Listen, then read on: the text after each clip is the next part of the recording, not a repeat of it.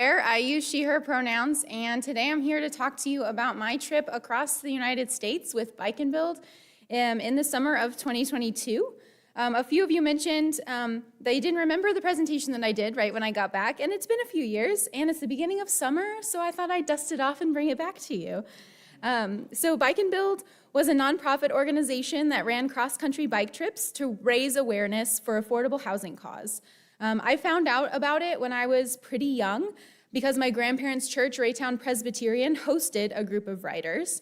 And I was really obsessed with it for a really long time, and I followed them on Instagram. And when they brought it back after the pandemic, I knew that I needed to take the opportunity. Unfortunately, after 20 years, they couldn't quite make the trips viable after the pandemic, and after running one more cross-country trip the summer of 2023, they did close down. But in 2022, there were 3 routes. There was a southern route, a central route, and the northern route, as well as Drift West. So I did the northern route because I'm too fair for the southern or for the humidity of the central route. So the northern route started in Portsmouth, New Hampshire, and we ended in Bellingham, Washington. So I flew to Portsmouth after having shipped my bike out via UPS prior to leaving. In order to participate, there were many pre-trip requirements, including a lot of training. I had to ride at least 500 miles, one rain ride, one ride that was 65 miles or more, one group ride, a hilly ride, which was very easy to do in Kansas City, and then we had to volunteer on build sites for at least 15 hours. I participated in affordable housing curriculum and discussions. I raised $5,000, so thank you so much to this community that supported me with that. And I got a lot of gear. You need a lot of gear when you're biking. We arrived in Portsmouth, and after having a few days of orientation, we got to know each other. We learned about what to expect for the summer. We did a shakedown ride through the town, which was an experience. We had to learn how to communicate to each other by calling things out on the road, including calling cars back, communicating when we're stopping and turning to other cars. It was very hectic, and I think they threw every single obstacle at us that ride that they could. But it was really good to get that practice run in. And then, just like that, we set off. For our wheel dip day at the Atlantic Ocean, which began our journey. So we dipped our back wheel into the Atlantic to start out. The first couple days were difficult. In case any of you are as ignorant as I was when we set out, here's a map of the mountain ranges in the Northeast. Yeah, so we went through the Green Mountains, the White Mountains, and the Adirondacks. They certainly have a sense of humor, though. The hardest climbs were on roads named Pleasant Road, and the steepest climb was over Mount Delight.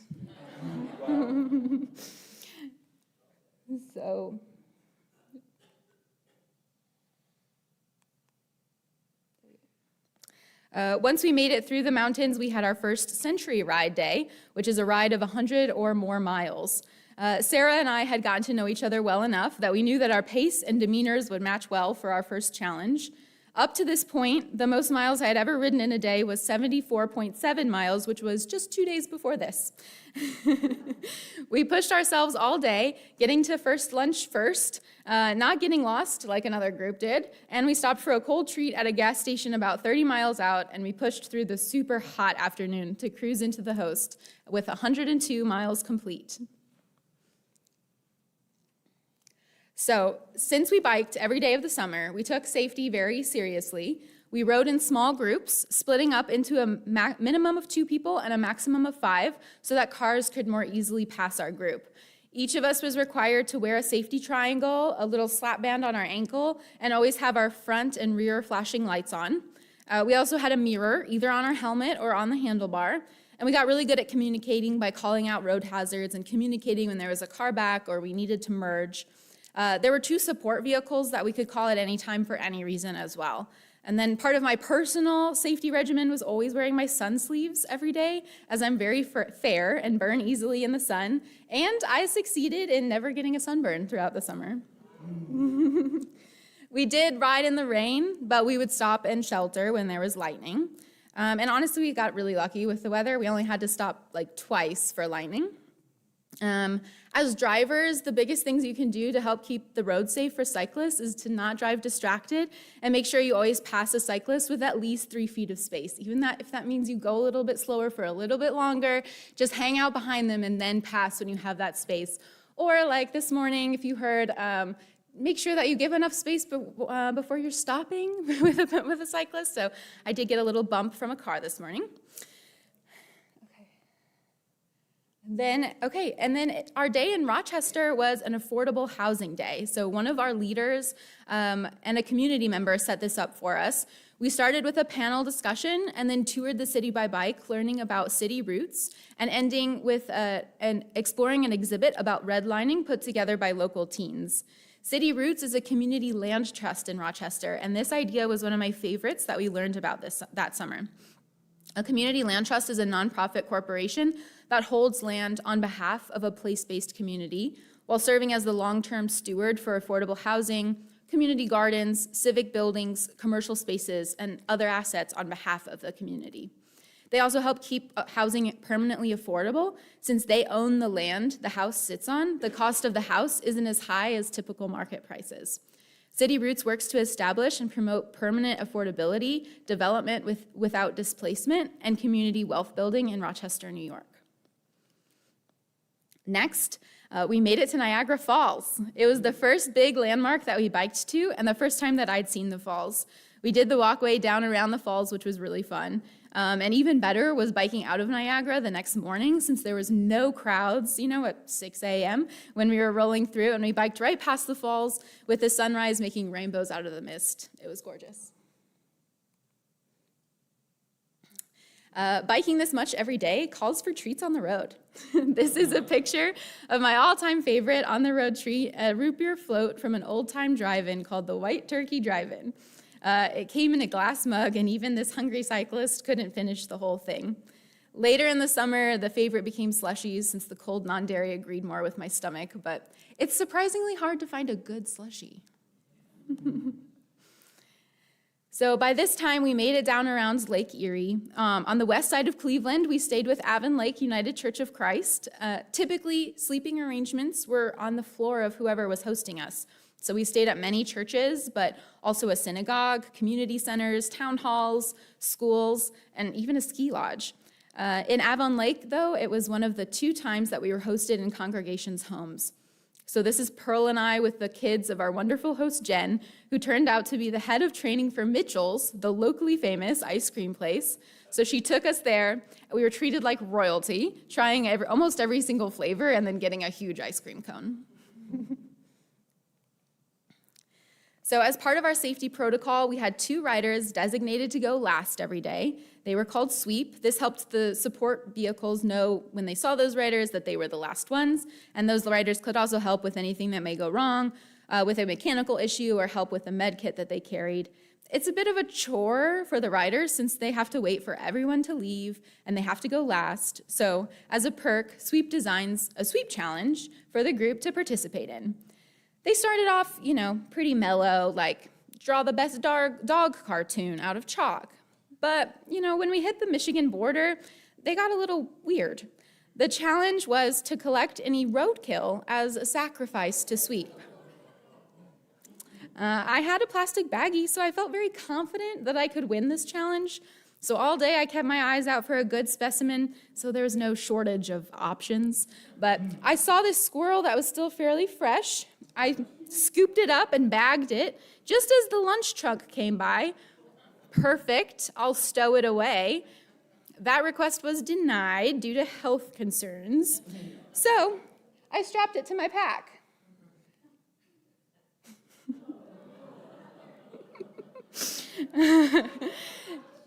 Needless to say, I was the only one to contribute roadkill, so I did win this challenge. Please note for anyone concerned, we did say a few words and gave the squirrel a proper burial. By the time we hit Michigan, we were bonding more and understanding the routine. I'll go over the routine part in a bit, but I first wanted to talk about the planning that went into the summer. So we had 4 leaders who were responsible for setting up the cue sheets, which were our turn-by-turn directions for every day, finding our build partners, and finding hosts for us in each city. A lot of this information was shared from years prior, which was also part of their responsibilities on the road, was to leave notes about each host and build partner for next year's ride. The route itself didn't change much. As far as team bonding goes, we were together pretty much 24/7 for 3 weeks by this point, and we had a weekly team meeting to help facilitate our concerns or suggest improvement to our dynamics. Being a smaller group than usual, we were 21 to start, when typically it's closer to 30, made it so we were all fairly good friends instead of having smaller groups within the group. This is a picture of us bowling together on the 3rd of July in Grand Rapids, Michigan, right here. One of our writers DM'd our bowling games, which DM stands for Donation Magic. Because we're a nonprofit, we tried to keep everything as cheap as we could. So everything from food to fun activities, we tried to get donated or DM'd. Biking into Chicago was pretty incredible. It also took forever to get to the city because we saw the city and the skyscrapers so early on. But for me, it was really neat because it was one of the first places that I was already familiar with, and knowing that I had biked from the Atlantic Ocean all the way to Chicago and then took a picture with the bean was really awesome. I rode sweep that day with Raquel, and we ended up getting scooped by the van since it was getting close to our cutoff at 4 p.m. and rush hour traffic. We had 2 support vehicles, the lunch truck and the van. So in the morning, the van was packed with all of our bags, and the driver, which was one of the 4 leaders, and a safety navigator, which was a random rider assigned out, would head out and would drive the entire route directly to the host. They would unpack the bags, get instructions from the host on where to sleep, what the shower situation was, Wi-Fi, all that kind of stuff. And then they would head back out to sweep the riders. The lunch truck would wait until and leave very last from the host, do one last look around, make sure we didn't forget anything, and then they would find a nice spot for lunch about halfway through the ride, bonus points for shade and bathrooms. We would have 2 lunches on days that were over 90 degrees or 90 miles, and then once lunch was done, they would load up and drive into the host and then unload the coolers for us. So after Chicago, we were into Wisconsin, and what a fantastic surprise it was. We started off with an amazing cookout dinner hosted at the parents of an alumni from really early on, maybe 2006. And then we headed into one of the biking capitals of the country, Madison. We visited a really cool community land trust there that had a working farm and intentional living community on it. After that, we took a rail to trail most of the way across the state to La Crosse, complete with amazingly long tunnels.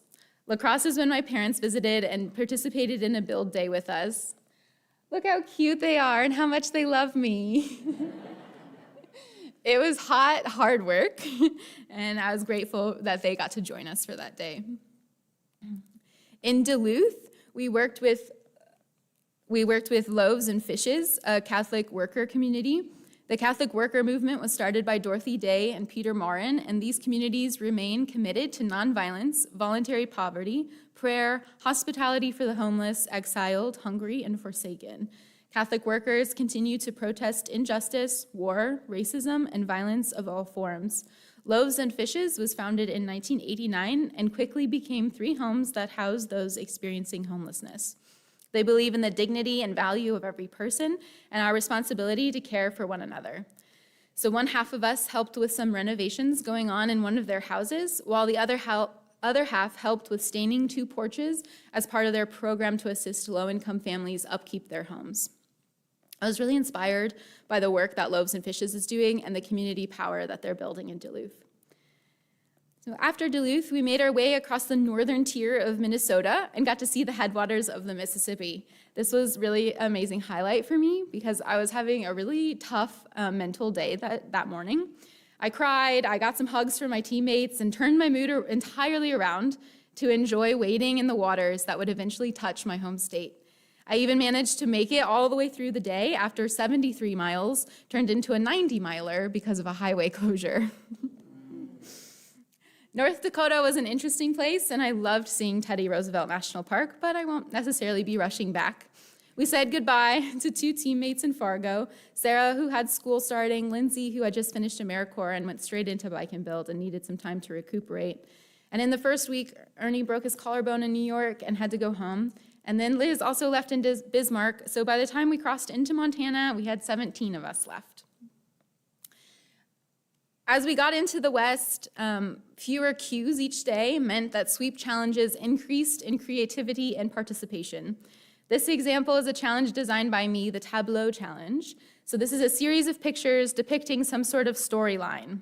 So as you maybe can see, this is the story of me picking up my squirrel.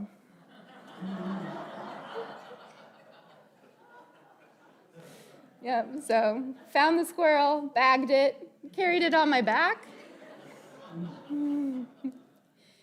handed it to Sweep. Sweep carried it. I don't know if you can tell, but she has a peach pit in her eye, to signify that she's dead. And then this is the burial.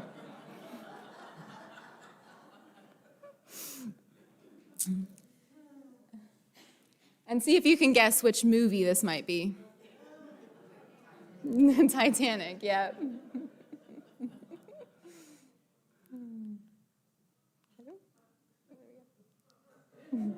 The iceberg. And then this next challenge, which I had this weird series of being Sweep a lot, was life imitating art. So I was very impressed with the submissions. So you had to take a picture that imitated a piece of artwork.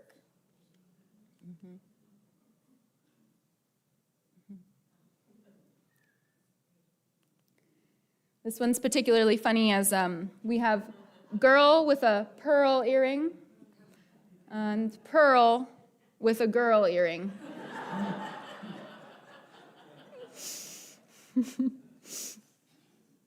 All right, so by the time we got here, we really had our routine down. Our wake-up times varied depending on the mileage and heat of the next day, but our earliest was around 3:30 in the morning, and the latest was around 6. Most regularly, it was more around 4 or 4:30. I usually woke up about 10 minutes before the official wake-up time because we had to have our bags out to the van 15 minutes after wake-up time.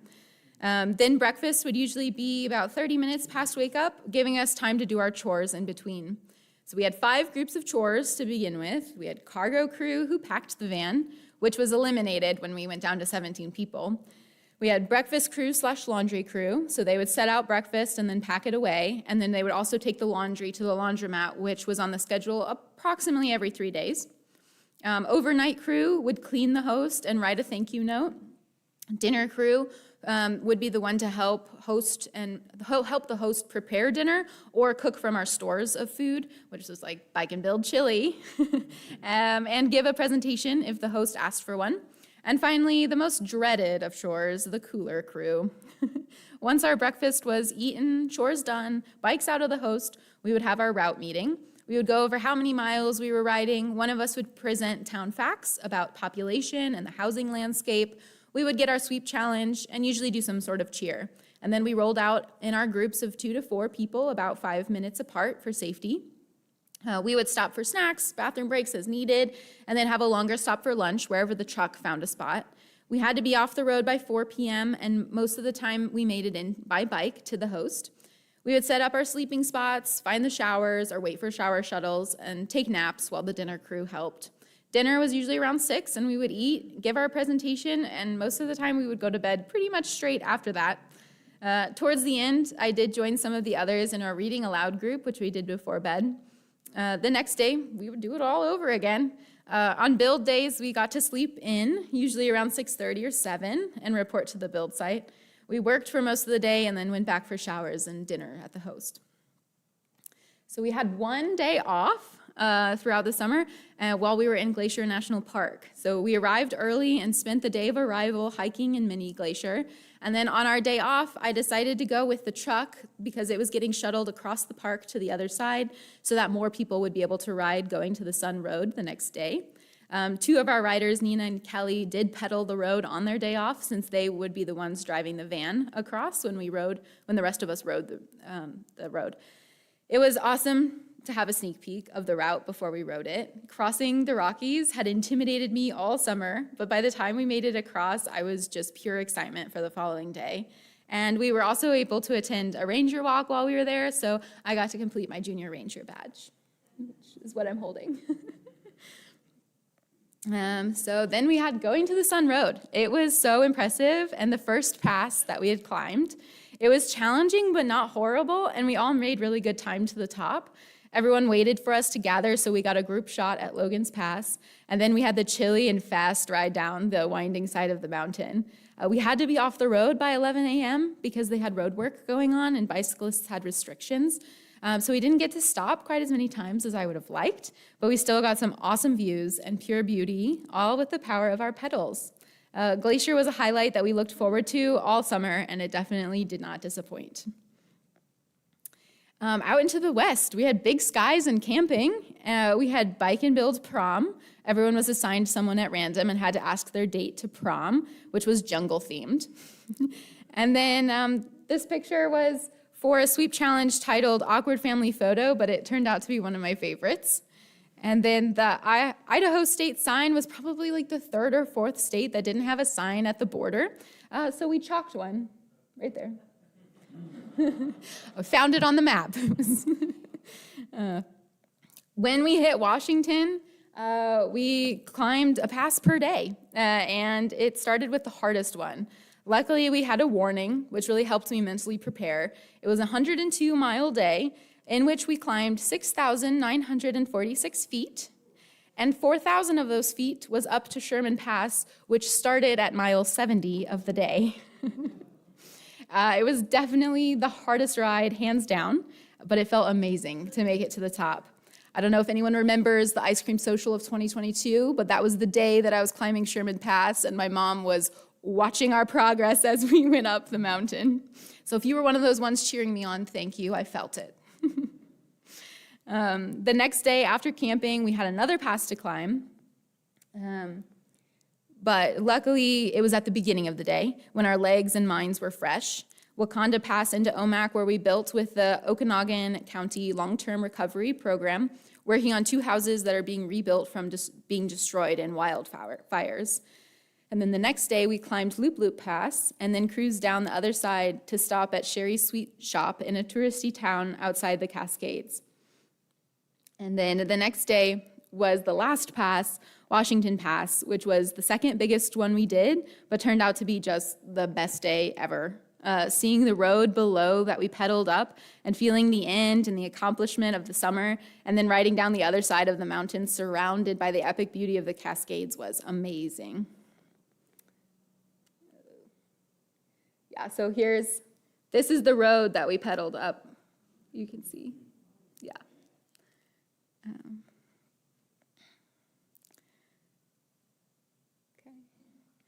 And then here's a picture of our reading group. We stopped at Sherry's Sweet Shop. There was a wall of past guests. At some point, it became a tradition for Bike and Build to add to the wall and write a little letter to the next year's riders. It was really emotional to see our legacy on the wall and all the people who had accomplished this ride before us cheering us on. We took a picture and a lighter approach with our letter to the Northern Route of 2023 with our 12 Days of Bike and Build song that Wolf, Masha, Yutong, and I penned while riding in Minnesota on the day of the Mississippi headwaters and the long reroute. It feels particularly bittersweet now, knowing that no future Bike and Build rider will stand there and reading our words like we did with all the routes before us. But it was really cool to see our legacy there. And then on our second to last day of riding was costume day because our costume bag had gotten enormous. That night, my parents came to dinner at the Host and got to experience an evening of Bike and Build, seeing one of our dinner presentations. And then after dinner, we had our superlative awards and I got Sweep Challenge Queen. Then it was Wheel Dip Day. So we only had 26 miles into Bellingham, so we moseyed in. We stopped at a flower stand, a bakery, just enjoying the scenery. At one point, we went through a busy intersection, which included a railroad crossing with a larger than normal group of 5.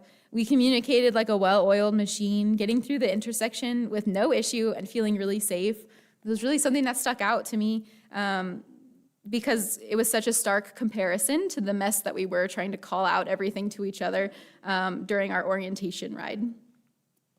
Once in town, we all gathered and rode down to the beach together, where my parents and friends and family were waiting to greet us. We ran into the ocean after doing one of our chants and then lined up to dip our wheels into the Pacific Ocean. Then we celebrated on the beach all afternoon with a picnic lunch and champagne spraying amid adorable decorations that Mama and Papa Davis brought. So yeah, look at these like cute little decorations, and just, yeah, it was awesome. Okay. I think I'm still discovering what I learned from that summer and how it's impacted me. It was a really fun and unique to wake up every day with a goal to accomplish, and by the end of the day, it was done. I'm super proud of myself and my team. After 80 days, 4,100 miles, and approximately 3 nervous breakdowns, we rode across the United States.